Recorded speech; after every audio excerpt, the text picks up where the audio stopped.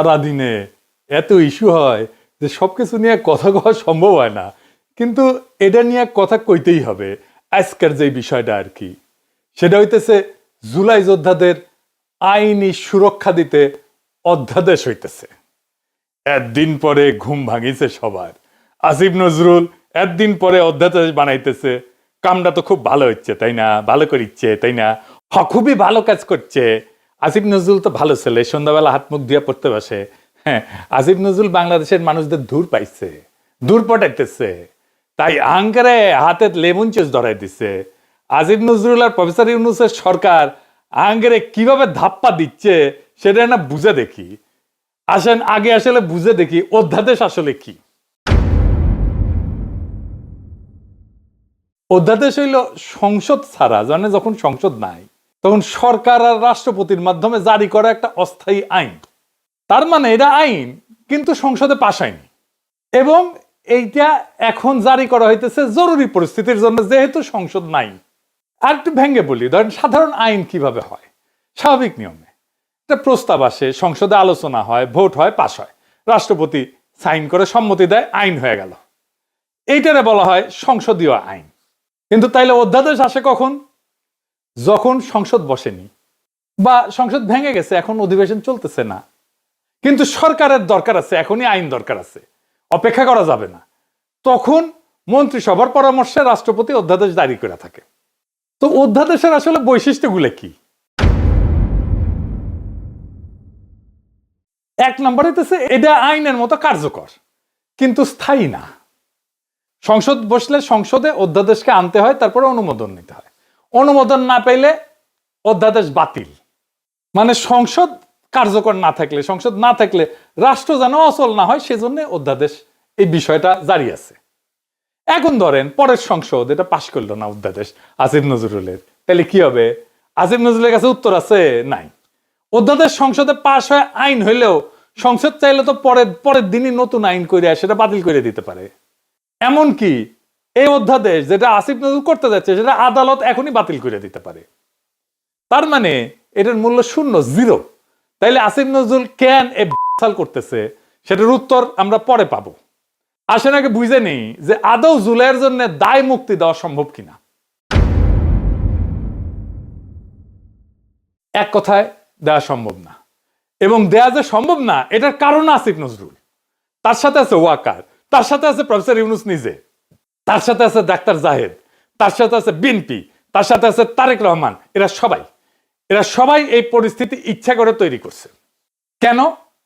কারণ ঘোষিত বিপ্লব ছাড়া দায় মুক্তি সম্ভব না। দায় মুক্তি কোনো আইনি ব্যতিক্রম না, এটা একটা সার্বভৌম ঘোষণা। যে বিপ্লব ঘোষণা করতে পারে না সে দায় মুক্তি দাবি করার নৈতিক অধিকার, ক্ষমতা এটা কোনোটাই রাখে না। ওয়াল্টার বেনিয়ামিন বিপ্লবী সহিংসতা বনাম আইন রক্ষাকারী সহিংসতা, এইটা একটা কথা বলছিলেন। একদিকে লেখেন বিপ্লবী সহিংসতা, আর একদিকে হতেছে আইন রক্ষাকারী সহিংসতা। আইন তৈরি করে যে সহিংসতা আর আইন রক্ষা করে যে সহিংসতা, দুইটা এক না। উনি বলছেন ল প্রিজার্ভিং ভায়োলেন্স, যেটা পুরানো ব্যবস্থার ভিতরে থাকে, এবং ল মেকিং ভায়োলেন্স, যেটা নতুন ব্যবস্থার জন্ম দেয়। যে সহিংসতার নতুন আইন তৈরি করে না সেটা কেবল অপরাধ। 1971-এর স্বাধীনতা যুদ্ধ ছিল নতুন আইন তৈরি করার লড়াই। 1971-এর স্বাধীনতা যুদ্ধে আমরা যেটা করছি সেটা ল মেকিং ভায়োলেন্স, সেজন্য ওটা অপরাধ না। পুরানো বন্দোবস্ত রেখা সংগঠিত রাজনৈতিক সহিংসতা বৈধ হইতে পারে না, কারণ তা আইন ভাঙে কিন্তু নতুন আইন সৃষ্টি করে না। স্মিথ বলছেন সার্বভৌম সেই যে ব্যতিক্রম ঘোষণা করতে পারে। ওনার একটা বিখ্যাত সূত্র ছিল, উনি বলছেন, ইংরেজিতে কইছেন, বাংলা হইতেছে সার্বভৌম সেই যে ব্যতিক্রম ঘোষণা করতে পারে। বিপ্লব মানে নিয়ম স্থগিত করা, পুরনো বৈধতা বাতিল করা, নতুন বৈধতা ঘোষণা করা। যে বিপ্লব পুরনো সংবিধান, পুরনো আদালত, পুরনো নৈতিক মানদণ্ড চালু রাখে, সে আদতে সার্বভৌম না। সার্বভৌম না হইলে দায় মুক্তি দেওয়ার ক্ষমতা থাকে না, বরং নিজেই ভবিষ্যৎ বিচারের অধীন হয়ে পড়ে। হান্না আরেন্ট বলছিলেন যে সহিংসতা একটা নতুন রাজনৈতিক সূচনা করতে পারে না, উনি বলছেন ফাউন্ডিং মোমেন্ট, এটা তৈরি করতে পারে না, সে সহিংসতা নিজেই নিজের বিরুদ্ধে সাক্ষ্য দেয়। সেই কারণে নতুন রাষ্ট্র গঠন করা ছাড়া সহিংসতা বিপ্লব না, এটা অপরাধ। তিনজনের কথা বললাম।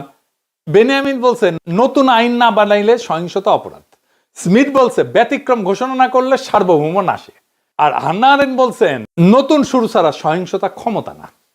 শুধুমাত্র ঘোষিত চূড়ান্ত এবং নতুন শুরুর বিপ্লবী দায়মুক্তি তৈরি করে। পুরানো বন্দোবস্ত রেখা চালানো সহিংসতা আইনগতভাবে না, তাত্ত্বিকভাবেও অবৈধ।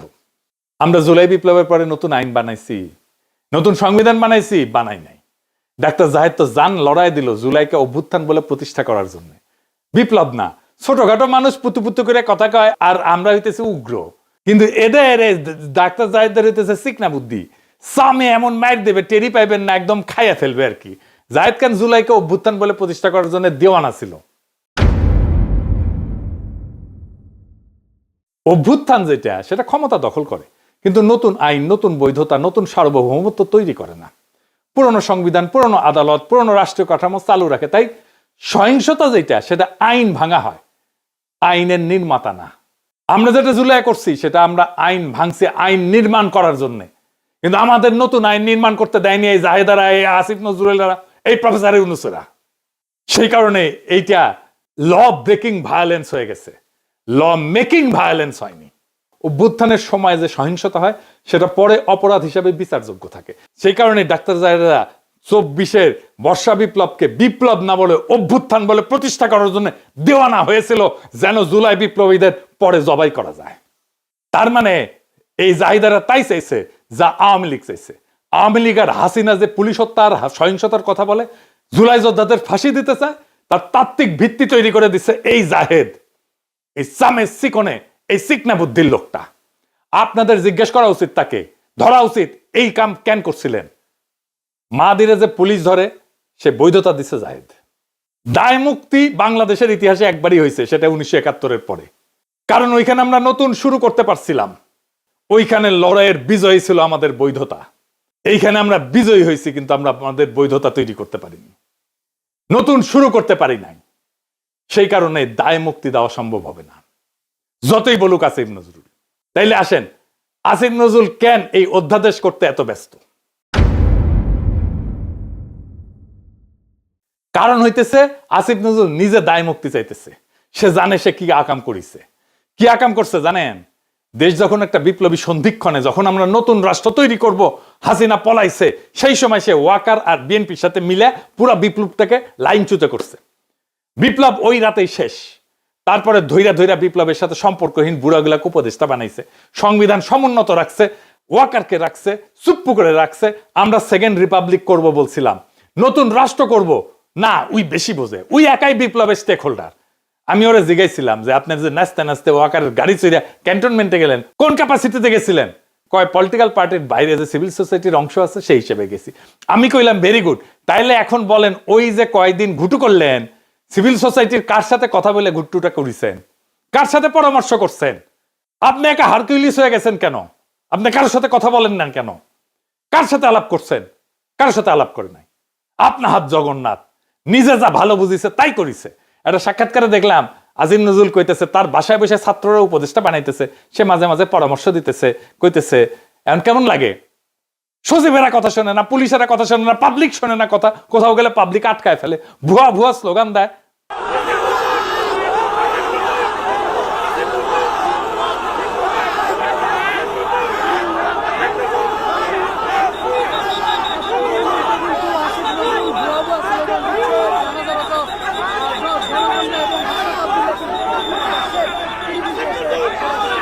খুব মজা না? হ্যাঁ, এখন তো এগুলো শুনিচ্ছেন, এরপরে পাবলিক থাপড়াবে ধরে রাস্তায়, রাস্তার থাপড়াবে। ওই সময়টাতে ঠিক হয়েছে সংবিধান সমুন্নত রাখতে হবে। ওই যখন ঘুটু করে ইচ্ছে সংবিধান সমুন্নত রাখলে 2024-এর লড়াই, বিপ্লব, বিপ্লবী সহিংসতা সব অবৈধ হয়ে যায়। বৈধ হয় হাসিনার খুন করা, ছাত্রলীগের গুন্ডামি, পুলিশের গুলি, সব বৈধ হয়ে যায়। কারণ সরকারের বিরুদ্ধে বিদ্রোহ তারা নিয়ন্ত্রণ করতেছে। এই কাজ করছে আসিফ নজরুল, এই কাজ করছে জাহেদ, এই কাজ করছে বিএনপি, এই কাজ করছে তারেক রহমান, এই কাজ করছে প্রফেসর ইউনূস। নিজে আইনের লোক হইয়া আসিফ নজরুল ওই 3 দিনে ছাত্রদের সাথে বৈশা উপদেষ্টা পরিষদ বানাইতেছে, আর ওই প্রসেসের মধ্যে দিয়া ওই ছাত্রদেরই মৃত্যু পরোয়ানা লিখতেছে আসিফ নজরুল। এখন অধ্যাদেশ বানায় লেবেন চুজ ধরায় দিতেছে। এই অধ্যাদেশ বালটা করবে। 1975-এ যারা সোহরাওয়ার্দীর বডিগার্ডের ফুটা করেছিল, তাদের জন্য সংবিধানে ইনডেমনিটি দেওয়া হয়েছিল, কাম হয় নাই। 1975-এর ওই বিপ্লবী ঘটনার পরে যেই দল বিএনপি ক্ষমতায় আসছে তারাই কর্নেল ফারুক, বজলুল হুদাকে, শাহরিয়ারকে তুলে দিচ্ছে আওয়ামী লীগের হাতে যেন ফাঁসি দিতে পারে আওয়ামী লীগ তাদের জেলে ভরে, রায় হয় নিম্ন আদালতে, আপিল চলতেছিল। খালেদা জিয়ার আমলে খালেদা জিয়ার সরকার এদের সবাইকে ছেড়ে দিতে পারতো, আইনসঙ্গত ভাবে ছেড়ে দিতে পারতো আপিল নিষ্পত্তি করে। কিভাবে জানেন? আসেন একটু বুঝে দেখি। আদালত রায় দিছিল ফায়ারিং স্কোয়াডে মৃত্যুদণ্ড। বাংলাদেশের সিভিল আদালতে ফায়ারিং স্কোয়াডে মৃত্যুদণ্ডের বিধানই নাই। রাষ্ট্র বা আদালত যদি এমন কোন পদ্ধতিতে মৃত্যুদণ্ড কার্যকর করে যেটা কোনো বিধানে নাই, আইনে নাই, যে পদ্ধতিটা আইনে লেখা নাই, তাহলে এটা টেকনিক্যাল ভুল বা কাগজপত্রের গলদ হিসাবে থাকে না। এইটা তখন সংবিধান ভাঙার বিষয় হয়ে যায়। কারণ বাংলাদেশের সংবিধান বলছে মানুষকে শাস্তি দিতে হইলে সেটা আইনের ভেতর থেকে দিতে হবে, আর্টিকেল 31। আর মানুষের জীবন কেড়ে নেওয়া যাবে শুধুমাত্র আইনসম্মত প্রক্রিয়ায়, আর্টিকেল 32। এই সীমা লঙ্ঘন করলে দুইটা কথা পরিষ্কারভাবে বলা যায়, মানে বিচারটা সংবিধানের চোখে বৈধ থাকে না। রাষ্ট্র নিজেই আইনের সীমা পাড়ায় গেছে, আইন যে ক্ষমতা দেয়নি সেই কাজ রাষ্ট্র করছে, এটা করতে পারে না। আইনের বাইরে যায় মৃত্যুদণ্ডের এমন কোন পদ্ধতিতে মৃত্যুদণ্ডের আদেশ দেওয়া মানে এটা শুধু ভুল না, এটা রাষ্ট্রের অবৈধ কাজ, আদালতের অবৈধ কাজ। খালেদা জিয়ার সরকার কিছুই করে নাই, আপিলের কাজ বন্ধ করে রাখিছিল। হাসিনা আইসা সামে সবাই ফাঁসি দিয়ে দিছে। এই হাসিনা পলানোর পরেও প্ল্যান ছিল এইটাই যে বিএনপি আর ওয়াকার সামে তুলে দিবে জুলাই বিপ্লবীদের আওয়ামী লীগের হাতে। বিএনপির প্ল্যান এখন প্রকাশ্য, তারা আওয়ামী লীগকে ফিরায় আনতে চায়। আমি বেনে বেনে করছি না, আমি প্রমাণ দিতেছি। দেখেন হিন্দু সম্প্রদায়কে দিয়ে কি বলানো হইতেছে। আমি কিন্তু আমার জন্মগতভাবে আমি বিএনপি ছিলাম, বুঝছেন। আমি মাও কমিশন আমলে বিএনপি কমিশনার মেম্বার ছিলাম 3 বার। এখন দেশে আসছি ডক্টর করে, কিন্তু এখন আমি মা বোনকে বলছি নিজের ইজ্জত যদি রক্ষা করতে চান আপনারা সবাই বিএনপি কে ভোট দিন। বিএনপি বলে কেউ অবহেলা করবেন না, কেন এখন আওয়ামী লীগ নেই। এটাই বলছি, যেটা আমাদের মাতৃ জন্মের কথা। মা বোনরা বলছে যে আওয়ামী লীগকে ভোট দিও, বিএনপি কে দিও না। কিন্তু এখন বর্তমান আমরা আছি এখন বিএনপির হাতে, আমাদের আওয়ামী লীগ নাই। তোমরা সবাই নিজের ইজ্জত যদি বাঁচাতে চাও, নিজের একটা মেয়ে যদি বড় হয় মা বাবার বয় থাকে, কিন্তু এখন বয় নেই। আর এখানে সবাই, এখানে আমাদের মা বাবা এরা সবাই, এদেরকে চিনেন। যদি দূরের মানুষ হতো তাহলে বয় ছিল, এরা দূরের মানুষ নেই, এখানে আমাদের দেশের মানুষ। কোনো যদি ক্ষতি হয়, কিছু হয়, আপনাদের ওদেরকে ডাকতে পারবেন। আমরা এখানের মানুষ সবাই, এখানে সবাই একজোট হয়ে 12 তারিখ ভোট দিবেন। সবাই ভোটের জন্য যাবেন, কিন্তু অনেকজন বলে বিএনপি কে ভোট দেবো না, যাবো না। না, এটা মনে করবেন না। বিএনপি কে দিলে মনে করবেন কোনোদিন আবার আওয়ামী লীগের হাতে যেতে পারবেন আপনারা। বিএনপি কে চান, কিন্তু অন্য দল দেখবেন, কিন্তু নিজের হাতে নিজে কপালে হাত মারবেন। এখানে বিএনপি ছাড়া আর কোনো উপায় আমাদের নাই। এখানে হিন্দু বা মুসলিম হোক, সবাই বিএনপি কে চান। আমি বলছি আমাদের এই এলাকার সবাই, আপনারা বিপদের সময় না পেলে এদেরকে পাবেন। এরা এখানে কাছের লোক, এরা দূরের নাই, কেউ হারিয়ে যেতে পারবে না এখান থেকে, আমাদের হাত থেকে, কেন এগুলো আমাদের দেশের লোক। তাই আমি বলছি মা বোনকে, এখানে মহিলা হইয়ে বা পুরুষ হইয়ে ওই বিএনপি কে দেবো না, এই কথা আর বলিয়েন না। কেন আমরা এখন একটাই দল, বাংলাদেশে একটাই দল আছে, ওইটাই কোনো দল না, এটা নিজেরাই দল করছে, যে এটাকে কেউ সমর্থন দেবে না ওই দলকে। আমরাই এখন হচ্ছি যে কি সবাই বলো বিএনপি কে চাই, ভোট চাই, ধানের শীষে ভোট দেবে, এটাই আমরা চাই। আমাদের ধানের শীষে তো ধানের শীষ সবাই, আমি বলছি ধানের শীষে টিকিট দিলে আপনারা মনে মনে বলছেন যে ধানের শীষ কেন দেব, আগে তো আমরা আওয়ামী লীগ ছিলাম না, এখন আমরা আওয়ামী লীগ। ধানের শীষে আওয়ামী লীগ মনে করবেন কেন? আওয়ামী লীগ আসার জন্য আমরা, এটা একটা পথ। আমরা বিএনপি কে যদি চাই, বিএনপি দেখে 10 বছর বাদ হলে আমাদের নেত্রীকে আবার আনবে, জানেন যে এটা। কিন্তু ওদের হাতে যদি চলে যায়, পাকিস্তানে চলে যেতে হবে সবাইকে, মনে করবেন। শুনলেন তো, কইতেছে আগে আমরা আওয়ামী লীগ ছিলাম, এখন আমরা আওয়ামী লীগই আছি। ধানের শীষকেই আওয়ামী লীগ মনে করবেন কেন? কারণ আওয়ামী লীগ আসার জন্য এই একটাই পথ। আমরা বিএনপি কে যদি চাই, বিএনপি দেখেন 10 বছর পরে হইলেও আমাদের নেত্রীকে আবার আনবে। শুনেছেন, নিজের কানে তো শুনলেন। আর একটা প্রমাণ দিতেছি, আসেন সে প্রমাণটা দেখি। এই যে সংসদ নির্বাচন হইতেছে, এখানে এমপি কে ভোট দেওয়া ছাড়া একটা গণভোট হবে। সে গণভোট হবে বিএনপি কিন্তু ঘরের মধ্যে এইগুলা স্বীকার করে এসেছে গণভোটে যে সমস্ত জিনিস থাকবে। এই গণভোটে হ্যাঁ বা না ভোট দিতে হবে। হ্যাঁ ভোট দিলে কি কি পাবেন? আপনি 12টা জিনিস পাবেন। 12টা কিভাবে আগামী রাষ্ট্র চলবে সেটা ঠিক করতে পারবেন। কি কি সেটা একটা একটা করে বুঝে দেখি, শুনেন মন দিয়া। আপনি কি এমন একটা বাংলাদেশ চান যেখানে তত্ত্বাবধায়ক সরকার, নির্বাচন কমিশন, সরকারি কর্ম কমিশন মানে যেটাকে পিএসসি বলা হয়, এটা গঠনে সরকারি দল এবং বিরোধী দল একত্রে কাজ করবে? সুন্দর কথা না? 2 নাম্বার, সরকারি দল ইচ্ছামতো সংবিধান সংশোধন করতে পারবে না। সুন্দর না কথাটা? 3 নাম্বার, সংবিধানের গুরুত্বপূর্ণ পরিবর্তনের ক্ষেত্রে গণভোটের বিধান চালু হবে। সুন্দর না? আমরা সবাই মিলে ভোট দিয়ে ঠিক করব। 4 নাম্বার, বিরোধী দল থেকে ডেপুটি স্পিকার এবং গুরুত্বপূর্ণ সংসদীয় কমিটি সমূহের সভাপতি নির্বাচিত হবেন বিরোধী দল থেকে। সুন্দর না? যত মেয়াদী হোক কেউ সর্বোচ্চ 10 বছরের বেশি প্রধানমন্ত্রী থাকতে পারবে না। সংসদের নারীর প্রতিনিধিত্ব পর্যায়ক্রমে বাড়বে। ক্ষমতার ভারসাম্য প্রতিষ্ঠার জন্য পার্লামেন্টে একটা উচ্চ কক্ষ গঠিত হবে। দেশের বিচার ব্যবস্থা স্বাধীনভাবে কাজ করবে। সুন্দর কথা না? আপনার মৌলিক অধিকারের সংখ্যা বাড়বে।